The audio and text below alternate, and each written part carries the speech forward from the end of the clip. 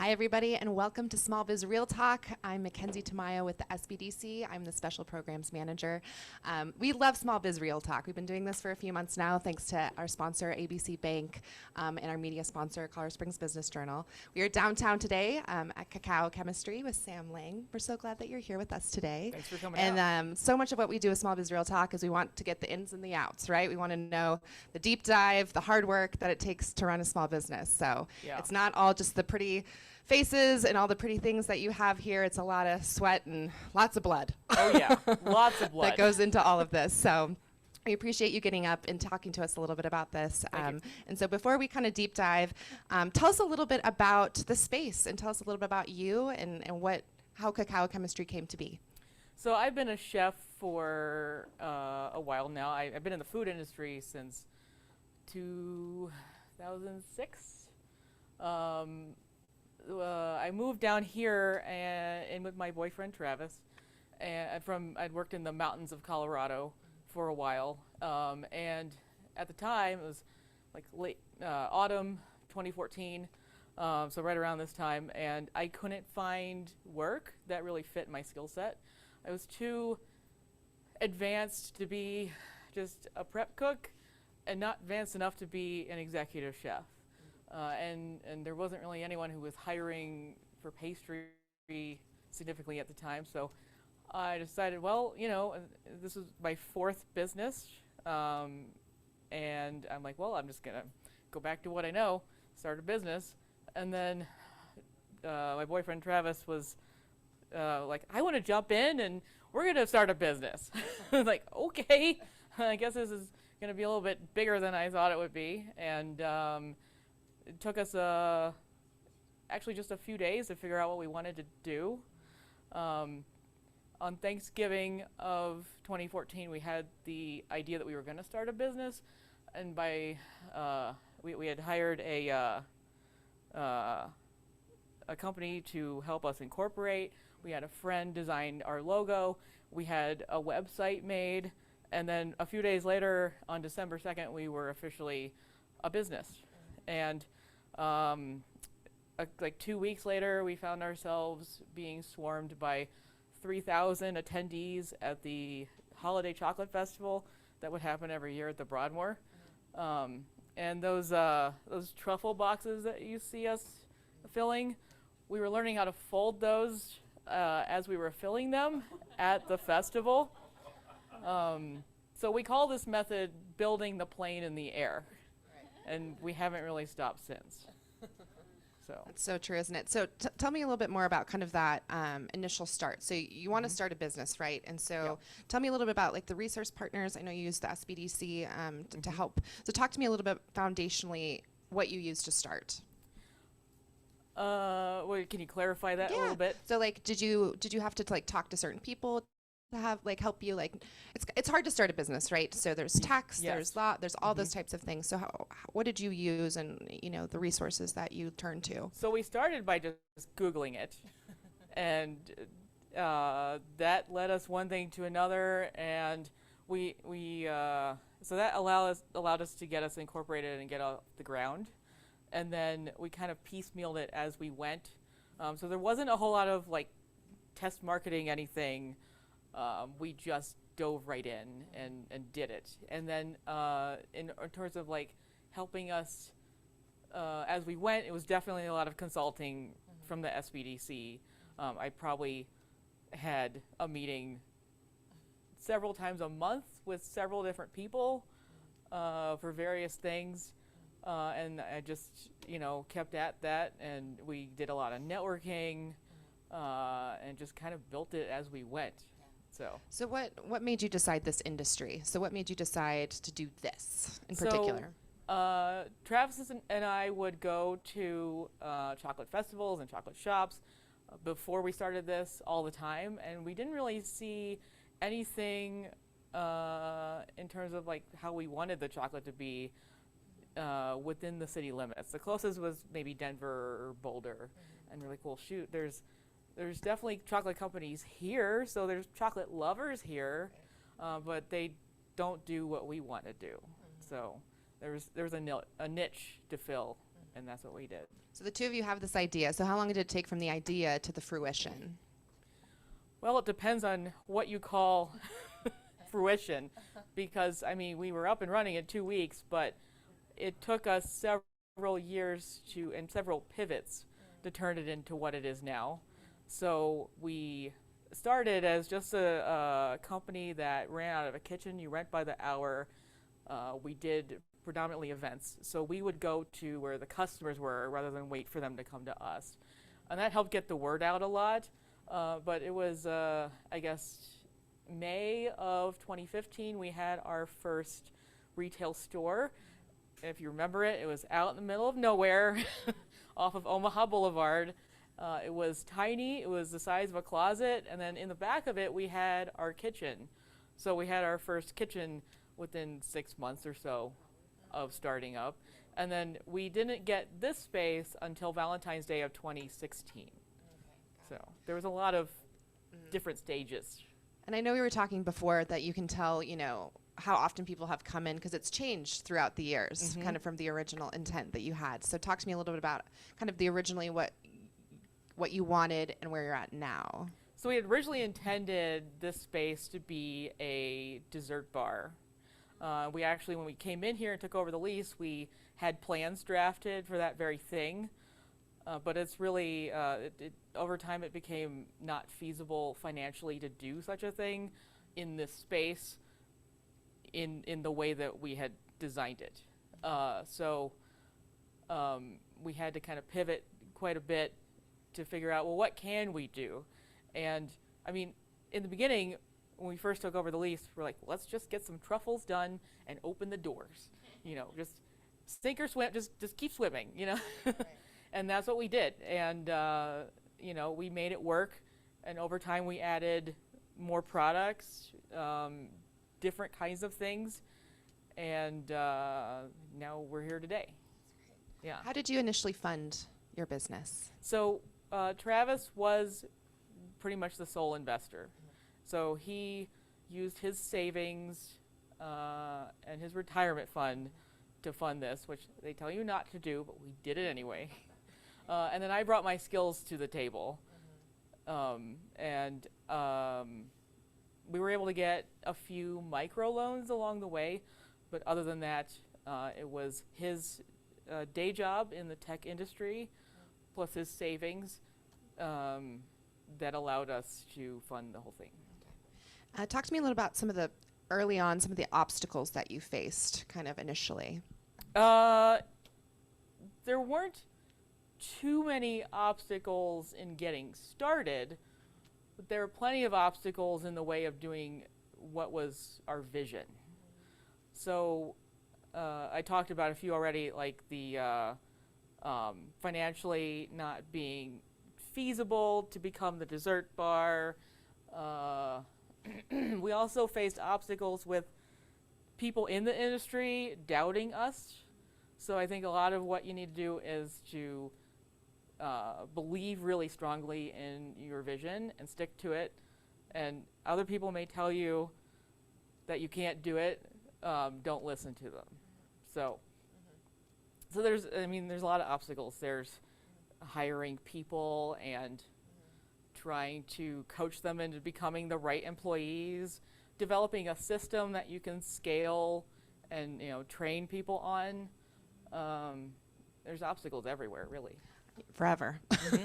It just morphs and changes, and exactly. I think too, the more that you are thoughtful in the beginning too, to kind of like work through those things, when they come up later, it's just you can brush them off a little bit better, I think. Exactly. So let's talk a little bit about the legal aspects of your business. So talk to me about when you started your business. Are you an LLC?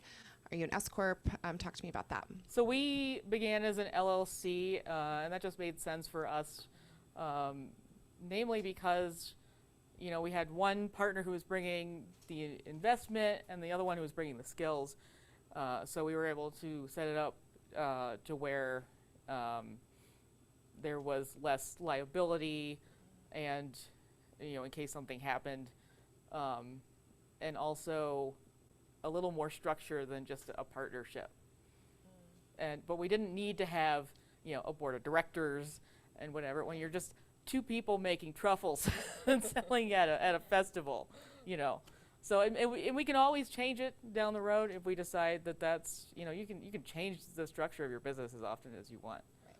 So But it stayed the same since the beginning. it has. Did you hire a lawyer at all for any aspect of your business? No, we did hire a company to be our registered agent and file all the paperwork for us. Beyond that, we did not. So do you have any advice for a small business, kind of the legal aspects part of your business? Gosh. I mean, this isn't really a sales pitch, but I would say sign up for LegalZoom because it's more than worth the $50. Yeah. I get that. So, so kind of veering off of the kind of the legal aspects, let's talk marketing. So, you believe in your product, you're passionate, like you said, about it. But what were some of the initial marketing, you know, strategies that you put together in order to get other people just as passionate and excited about it?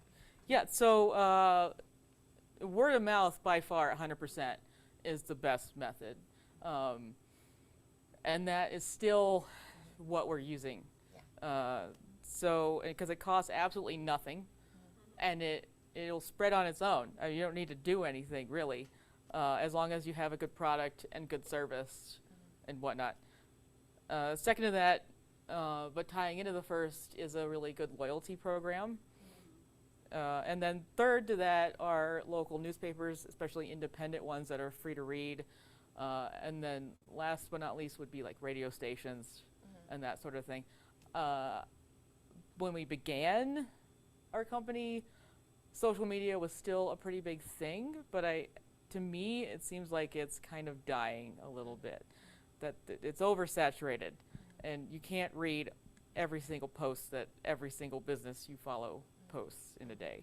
So, I get that. yeah. Talk to me a little bit about the loyalty program. I'm curious kind of how you evolved that. Yeah, we made it really generous, which we factor that all into our marketing budget. So when people come in and they spend money with us, just signing up for it, they get a freebie on their next visit, and then they start accumulating points that they can then redeem for free stuff down the road. And it helps us to move certain things as well, to make sure everything is kept fresh here. So we're able to send out promotions to them whenever we'd like to do fun stuff. Yeah. So talk to me a little bit about your marketing budget and how you came up with that. So what percentage of your overall budget goes towards marketing? So we probably spend about $20,000 a year on marketing.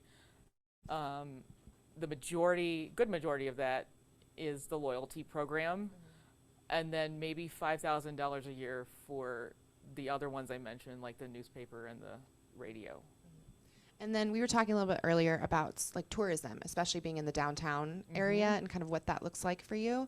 But you said it's not your typical, you don't have a typical tourist season that, you know, just in these few months, like you have holidays and et cetera. So can you talk to us a little bit about kind of what that looks like fluctuating for you all? Right, yeah, I mentioned earlier that we kind of have a reverse busy season. So the tourist season happens downtown between Memorial Day and Labor Day.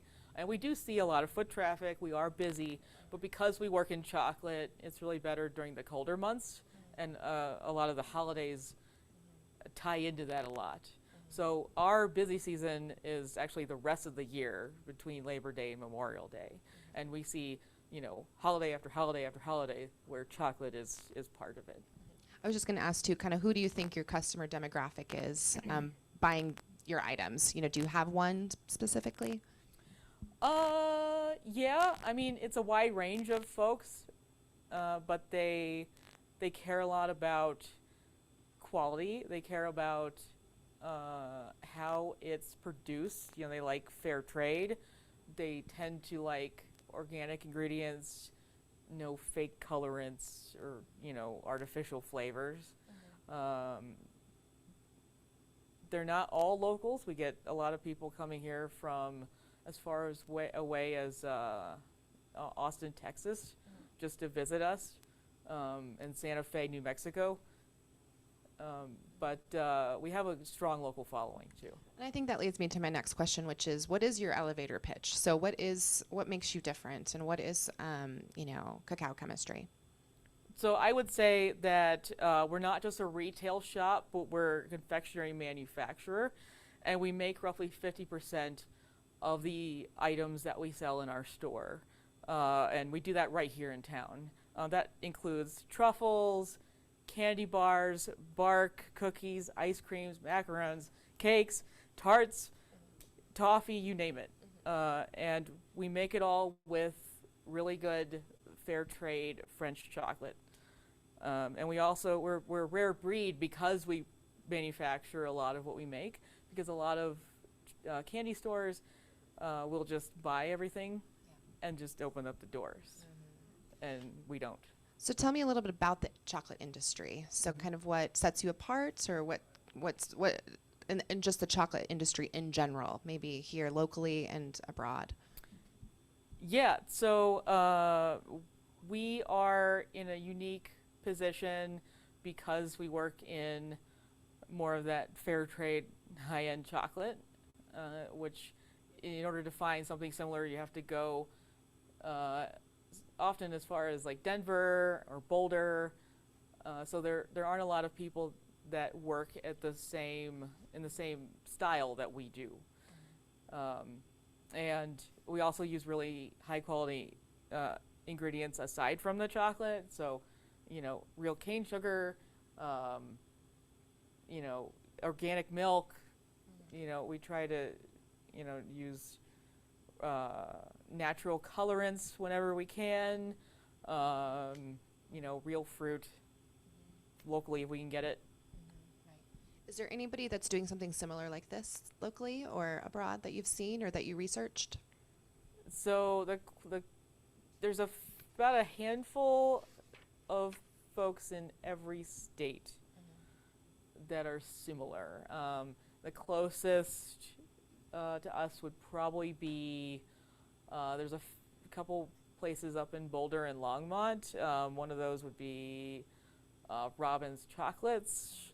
There's also a place up there called Lift, and we actually carry their products here because they do some really fun Halloween stuff, and we're like, well, let's just bring it in. Yeah. So we like to invite the competition into our store. So we have a wide range of things. That's smart.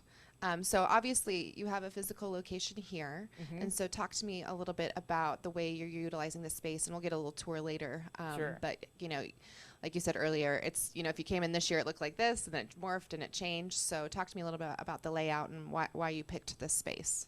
So we really like how it's centrally located downtown, on the main drag down here, and then it wasn't too much space, because I think the risk you run when you take over a space is that you're wasting space because it's just so big. And we have grown quite a bit over the years. I can tell when someone has been in based on where they tell me the register was the last time they were here.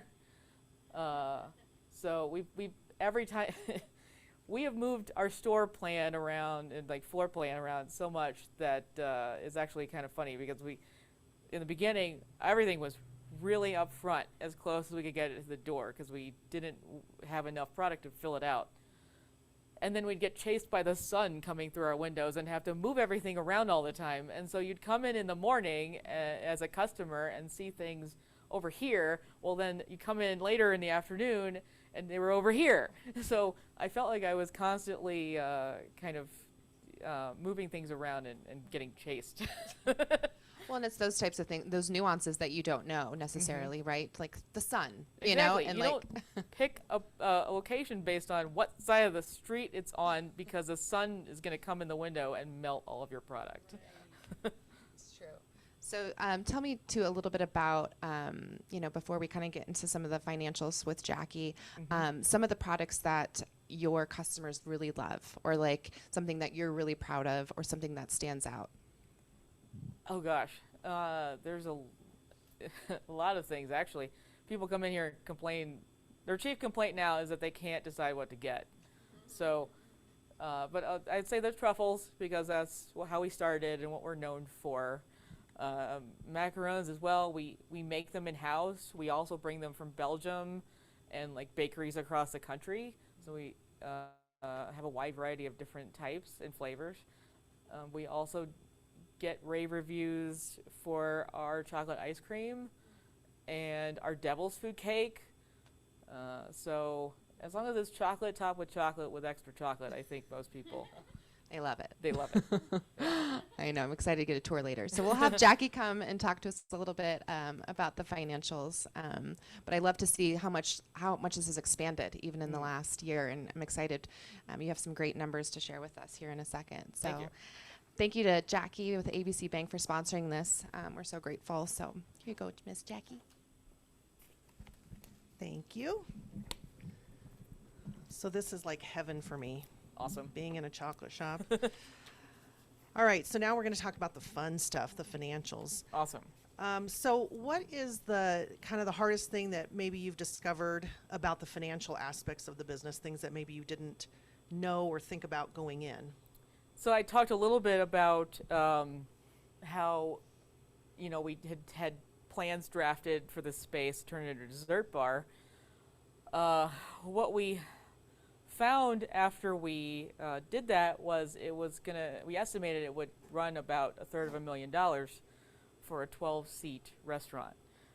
And a lot of that was plumbing and electrical that you can't take with you if you ever have to move.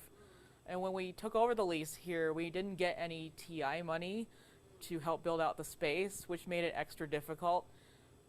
Meanwhile, the plans were taking a long time to come to fruition because some people were dragging their butts on creating them. And so all the money we had that could have gone to it, we were burning through just keeping the doors open. So we had to kind of figure out, well, what can we do if we can't do that? And so we became a retail chocolate shop instead. I think now that after going through a pandemic, that actually helped to save us a little bit, because we were allowed, unless we took out our dine-in tables, we were allowed to stay open. And chocolate shops are always going to be kind of a takeaway scenario. So we function not only as a chocolate shop, but also as a food manufacturer. So that was another reason that helped us, make it through. And then also, being kind of like a, set up like a market. So all the markets were still open. So as far as percentages go, if you can break down $1 or $100, however you want to do it, kind of how does the business work? Cost of goods sold, employees, fixed expenses, those sort of things. Sure. Can you break that down for us? Yeah. So if you had $100, roughly $12 to $15 of that it just goes to paying our staff to run our store. By far our largest expense. It used to be that they would say rent was your largest expense, but that's kind of changed because wages have gone up, but commercial real estate has stayed mostly flat. And then after that, there's the cost of goods sold. That includes the labor to make the things that we manufacture, and then also to package them. It also includes the ingredient and packaging costs and the cost to print the labels that we put on the package. And that probably comprises $12 for the labor and another $12 on top of that for everything else. And then after that is rent, which is about $13 of the $100. And we have 2 locations, as I mentioned, because we had to have our kitchen off-site since we couldn't put it here. So we have rent in 2 places, we have labor in 2 places. And then, so that's about 13 of the $100. And then after that is, the cost of keeping the lights on, cleaning the place, paying for things like fixtures and display items, maintenance on our equipment, shipping expenses, phone and internet expenses, our website hosting, marketing, trash and recycling pickup, business and product insurance, card fees, linen services, etc. And next month is actually also going to include health insurance for some of our full-time staff. And that, all that makes up the remaining $100, leaving us with about a 5 to 7% margin, which is in line with what to expect being in the food and beverage industry. It's a lot of information. Yeah. I think it's interesting though, because I think when you are starting a business, a lot of those things that you talked about, you don't necessarily think about at the beginning. And then when you start doing it, you realize, oh, I have to do this. And, you know, it kind of morphs into something different than you originally expected. Absolutely. So have you tweaked your numbers at all? Have you been able to cut back on expenses, or how do you keep things in line? How do you manage that bottom line? Yeah, so you have to change your pricing strategy, you have to cut expenses, you have to increase revenue. Like, you have to do all of those things to have a strong foothold, because if you just increased revenue, that might be a game changer, but if your revenue is not covering all of your expenses, or like barely covering your expenses, it's not good enough. You have to decrease your expenses at the same time and make yourself more efficient, and that comes from creating a system that you put in place that is you can easily train people on it, and also something that is scalable. And that really is something that has to be kind of foolproof. You have to think of your entire business as a machine, and all of the parts must be in good working order and move at the same time. So do you use software, or do you have a bookkeeper, an accountant? How do you handle the financial side of your business? Yeah, we have an outside accounting firm that we use, and we consider them a valuable member of our team. And we also use QuickBooks Online to do in-house accounting. And I know I say this every time we do one of these, but the financial aspect of the business is so important. It's so important that you stay on top of it, because things change quickly, especially now. Expenses, I'm sure, are changing all the time. And so I think it's really important that you have a good team on the financial side, so that if you don't understand it completely, you have somebody that can help you with that. So I think that that's really important. If comfortable, what can you tell us what your annual gross and net revenues are? So I can't get into anything specific there, but I can tell you that we are looking to possibly expand into other products and spaces. We will eventually have a space that will act as both our kitchen that is going to be open to the public, and it will also be a second retail space. It seems like we've been looking forever, but we're getting close to finding one. So That's awesome. Good. yeah. All right. So now we're going to talk about the HR aspect of the business. So have you hired employees? And if so, tell us a little bit about that process. Yeah, we have a team of 10 of them currently, and 3 of them are full-time. Our longest employee has actually been with us on and off for 5 years now. So we're pretty good at retaining people generally, but it took a really long time to build up our team to be that size, especially we're going through labor shortages right now, which makes it even more difficult. So generally, I would say we're pretty picky about our people. So for every 100 resumes we get, I pull about 20 people in to do a pre-interview with me. About 12 of them do not ghost me at that point. And about 4 of the ones I interview end up going on to interview in person with Travis. And then about half of them get pulled into the kitchen to do what we call a trail or a stage, which is where you jump on the line and do a few tasks, and we kind of see how you work out. And about 1 out of every 2 people who do that become a valued member of our team. So it's about 1 in 100. Wow. That's a lot of people to go through to find that one worried person. I'd run out of people. So how have you been challenged to lead your team? What have been some of the challenges, and how how do you have to sometimes come in as the business owner and take care of those issues? So I think you have to absolutely lead by example. It becomes, for example, impossible to explain to your employee that they need to stop being on their phone all of the time if every time they turn around, you're on your phone all of the time. So you kind of have to become the person you want to hire. So leadership style, how would you describe your leadership style? Well, I would say I am actually someone with rebel tendencies.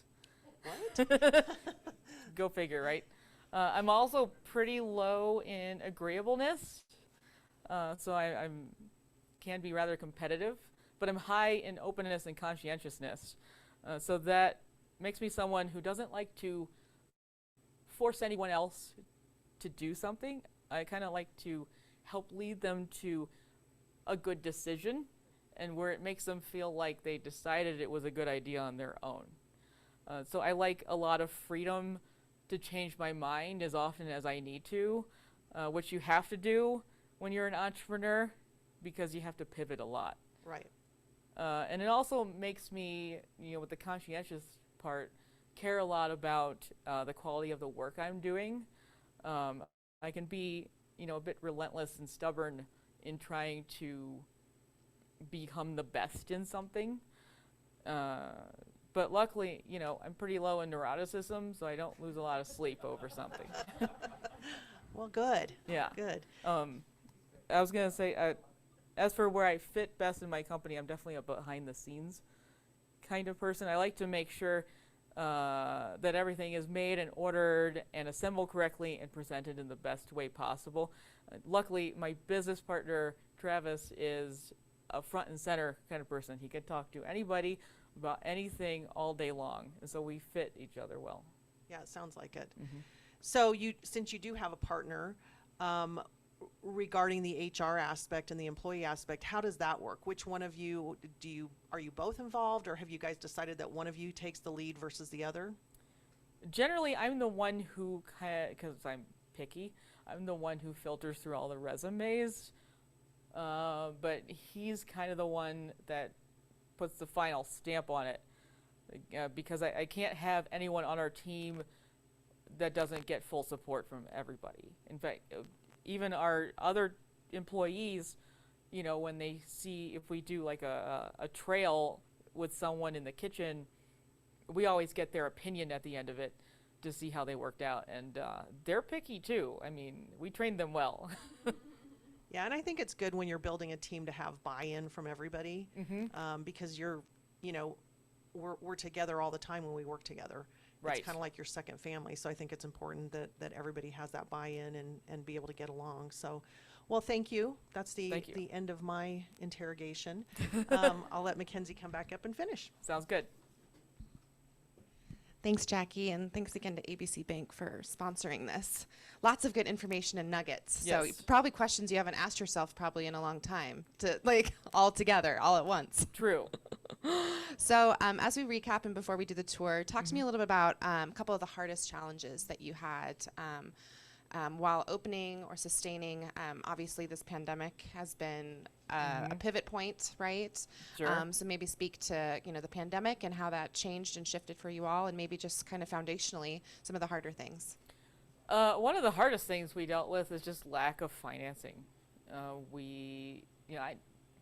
Long time ago in another life, I actually briefly studied entrepreneurship in college, and back then my teacher was telling me that, you need at least 3 years of positive financials to get a loan from a bank. And then I started this and it became 5 years. And then last time I talked to somebody, they said 7.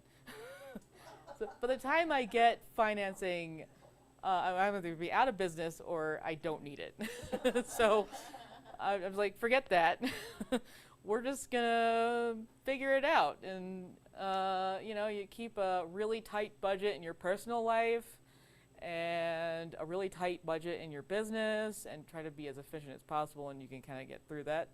But then the other side of that is you can also burn yourself out. So you have to fight that at the same time. You have to realize that you're still a human being. You're not a superhero. and although you're trying to outwork everybody, at the end of the day, you still have to take care of yourself. So it's kind of like when you're on a plane and they're like, well, put your oxygen mask on your own face before you go putting it on everybody else. And I think that applies in this as well. Talk to me a little bit about COVID too, and kind of some of Yes. the changes and shifts that you made during the pandemic. So we cut our staff as low as we could, as swiftly as we could. We were actually probably one of the earliest ones to cut because we kind of saw it coming. And we also wanted to protect our staff from potentially getting infected. So we went down to just 3 people who worked they only worked 1 day a week in our kitchen, and they never saw each other. They were separate days.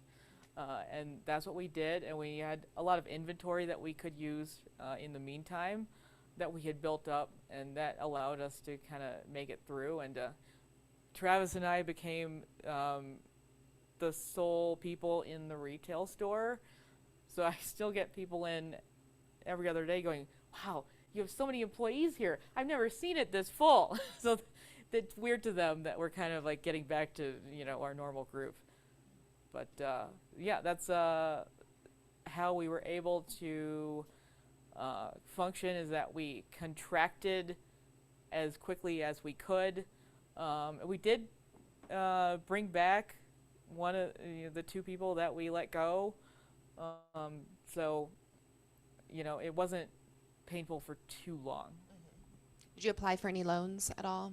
We didn't qualify because we were doing too well. The worst it ever got was down 12%, and to qualify for a lot of those, you had to be down 25. Okay, got it. So good, bad, interesting, right? Could be anything. Anything. So now we talked about some of the struggles. Tell me a little about some of the most rewarding experiences, or do you have a story that is really like precious and meaningful to you? I do. A couple years ago, we had a customer that called in and had pre-ordered some of our devil's food cakes. And at the time, she was kind of a last-minute order. I'm like, okay, fine, we'll do it. And I looked in the pastry case, and I'm like, oh, we still have like half a dozen of them or whatever. And so, just set them aside. And she came by, and she was like, oh, but I wanted fresh ones. I'm like, okay. So I decided, I didn't know why at the time I really wanted to fulfill her order, but I did. And normally, I'm like, well, you're just being extra picky. But at this point, I'm like, okay, I'll do it. So I pulled an all-nighter, and I made a batch of cakes just for her. And then since she had come all the way down here from Monument, I had to then deliver them to her. About a couple weeks later, she comes by the store, and she tells me that those cakes were actually for her mom's 89th birthday. And her mom actually passed away about a week later. And because her mom was at the end of her life, she wasn't eating a lot, but she polished off an entire cake. So I made one of the last meals that her mom had ever had. And so, it taught me that, you can't or shouldn't brush people off immediately, and call people a Karen or whatever, sometimes you dismiss people, long before it's due. That's wonderful. It's a really sweet story, actually. Yeah. And so as you are so much a part of this business, obviously, and that your hands and your sweat and your tears have been a part of this, what are you hoping for in the next year, 5 years? Do you have any kind of long-term goals for this space? I do. I do eventually see us doing a build out here and turning it not into the dessert bar we had envisioned, but into, at least something that is fully functional as a cafe kind of experience. And in addition to that, I mentioned the second location, and can't get into details on what that might entail, but it's going to be a little more broad than what we have here. So fun things coming. Lots of things. Good. Yeah. Well, before we get a tour, does anybody have any questions? at all? I do. Oh, I'm sorry. Your loyalty program. Yes. Explain the 20,000. Your loyalty program. Can you explain the $20,000 cost associated with that in a little bit more detail about the robust nature of it? Because it is robust as a customer. Yeah.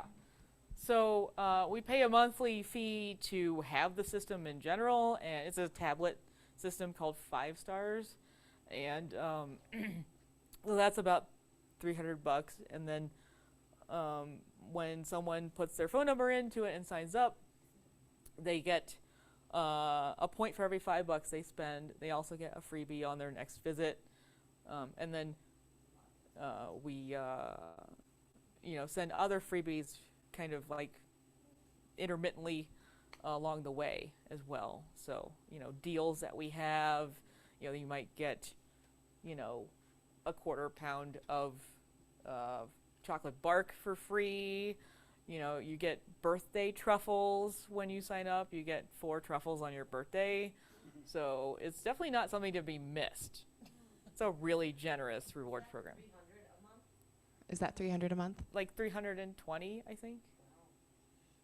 That's a lot. Yeah, Yeah. I'm signing up. All right. Did you have a question as well? Do you have a lot of internet business? Do you have a lot of internet business, a lot of online orders and that sort of thing? It took us a really long time to grow that. There's a couple of factors that kind of tie into that. Number one is the cost of shipping in the warmer months with chocolate. It can get really pricey, and we finally have discounts available with our shippers, but it took us a really long time to get there, and it's still, you're going to spend $20 to $30 to get it there safely, depending upon where it's going, sometimes more. So, and then, with the pandemic, everyone switched to online. They had your Grubhub and your Postmates, but they really eat all the fees. We don't have our own delivery drivers, so it's not the best circumstances. So I think people actually coming in is still our main line of business. That makes sense. Any other questions? All right. Well, can you give us a little tour of the space? Sure. And show us? There's not a whole lot of room I know. because we filled it, Yep. but you'll see our truffles over here, Okay. which we also package into assortments. We have tea. We have art. Talk to me a little bit about the art. Is that We have a couple local artists in here curating our walls for us. One of them is named Laurel Bay, and the other one is Lorraine Danzo, and they do it all, so I don't have to. Yep. And then it allows us to participate in the First Friday Art Walk Oh, great. and other events. So, Yeah. and wall space is unused space. You Yep. might as well fill it up. Yep. And so when you're thinking about our competitors, you're not just thinking about other chocolate shops. You're thinking about Yep. ice cream parlors and tea companies and Yep. galleries. Exactly. Well, awesome. Well, let's just walk around a little bit here. I know Carson's going to get some views here Yeah. as well. We have a whole row of bark and candy bars. Uh-huh. We have fun Halloween stuff in the middle table and other seasonal things. We have lollipops. We have chocolate-covered licorice from Denmark. Ooh, yeah. So there's a little bit of everything. Oops, Oh. I just got sprayed. We have hand sanitizer. Do you personally have a favorite? Oh man, I it really know. depends on my It's like mood. asking who your favorite kid is. True, but you gotta admit you have one. In the truffle case over there, there's a long yellow bar. Huh. It has salted caramel inside of dark Oh. chocolate, and that's probably up there. Oh, man. But yeah, if you want to know why we're always bringing in new stuff, it's because we get kind of bored. Sure. So you got to keep it fresh. Uh-huh. And so I have a new favorite probably every other week. Yeah. Is there anything you're working on right now that you're excited about or that's different?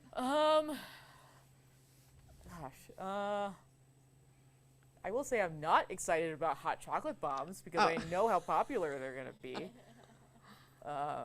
But we're trying. Yeah, totally.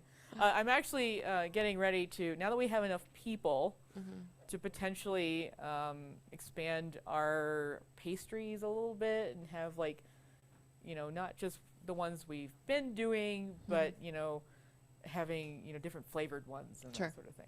So how can people find you? Like on social media, on your website? Yeah, so you go to facebook.com/Cacao Chemistry. That's CACAO. Same thing for Instagram. We're at cacaochemistry.com. And we're also at 109 North Tejon Street. Okay, awesome. And what are your hours?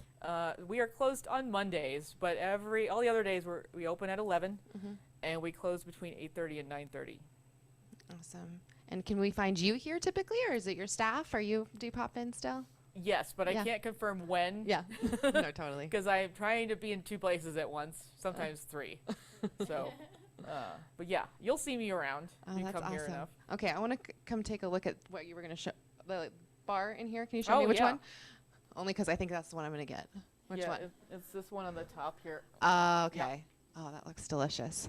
Well, thank you so much, Sam, for letting us come in Thanks for and coming out. interview you and talk to us about your business and get a comprehensive feel. It sounds like you guys are doing really well. And so we love to Thank hear you. these success stories of, you know, taking a small business and making it bigger and grow. So, and then a huge thanks to ABC Bank for sponsoring this. And thanks for coming to Small Biz Real Talk, everybody. Awesome. Thanks.